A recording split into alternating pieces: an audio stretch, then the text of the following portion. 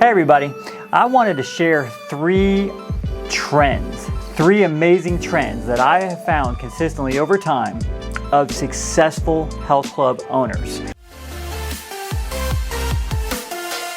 I've been in the industry for 23 years in a lot of different capacities, from being involved with 54 health clubs across thousands of employees at the corporate level, to owning my own facilities, and now we have an agency that works with tons and tons of successful health club owners.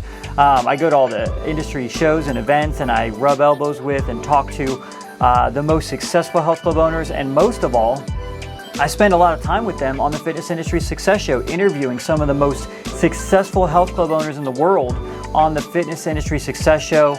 And I have found some trends and themes that have developed over the course of time. And I wanted to share these things with you, these three things, these three traits, these three trends of successful, very successful health club owners and operators and leaders.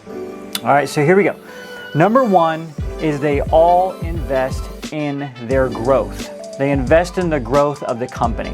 So what I mean by that is that looks a lot of different ways. One of the ways is through, obviously investment capital. A lot of the bigger clubs that are growing very quickly have private equity or investment capital or debt financing or something to really, growth financing in other words, to accelerate the growth forward. The other thing is they're investing heavily in their marketing and their sales strategies. They have what's the next level? What's the next bar we can hit? What's the next revenue goal that we can hit? What's the next milestone with number of clubs that we can hit? So there's always that next milestone that they're chasing, and they're always allocating budget, time, and resources to invest in those growth projects. So that's number one, is they're always dedicated to growth. They're not sitting around thinking about what's wrong, what's not working all the time, and just sitting there still waiting for something to happen. They're always pushing the bar, pushing the needle, moving things forward. Number two is they all invest in their people. They develop amazing culture, they develop amazing people, great teams of people. They take the time to build a great culture. Just had Jeff Dyer, who's the founder of a large Crunch Group recently, and the former founder of Lifestyle Family Fitness. And I remember he was talking about they did an annual retreat for all their team every single year. And then there was also a lot of things at the corporate office where they would do business school and personal training certifications and education and continued development. And then they had in-club stuff where they constantly would develop the teams inside the clubs. So there's a theme across that. They all do that. Mark Miller is another great example, COO at Merit Clubs. He was on the show and he talked about how important it is to invest in your team and how they have regular training and regular personal development meetings, and they're always trying to level their people up.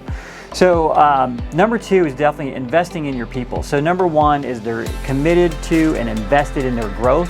Number two is they're invested in people and they're investing in their people regularly. And number three, they invest in themselves and others. Most all of the time, even though they're in business for themselves, they're not in business by themselves. And what I mean by that is they are surrounding themselves by other like-minded individuals who are further ahead of them, alongside of them, maybe a little bit behind them. But nevertheless, they're in some sort of mastermind group. They're in something that's going to sharpen them. A lot of them are in the Rex roundtables. They're part of the industry associations like IRSHA. They go to the trade shows and they're always building relationships. Funny thing was, the last episode, Jeff Dyer, he became really good friends with one of his greatest competitors in Florida. And the two of them still talk to this day and would share best practices and help each other out, and just iron sharpening iron. So remember that you can't do it behind the scenes by yourself. It's important to be surrounded by other people who are going to help stimulate you, challenge your thoughts, also just help you be a support system, be a source of learning. So it's really important that you plug in. So anyway, those are the three areas that it's just a theme that has been reoccurring over and over and over again. And so I would challenge you that you do an audit and check if you're a health club owner or a fitness business owner, that you would just take a look and say, am I currently invested in my growth, both financially, my time, the way I'm doing my planning, how I spend my day, how I facilitate and structure my organization, my clubs, my team, everything. Are you investing in your people? Are you doing something to help continually train your people up, grow, have a wonderful culture where people enjoy being there with you? That's really important.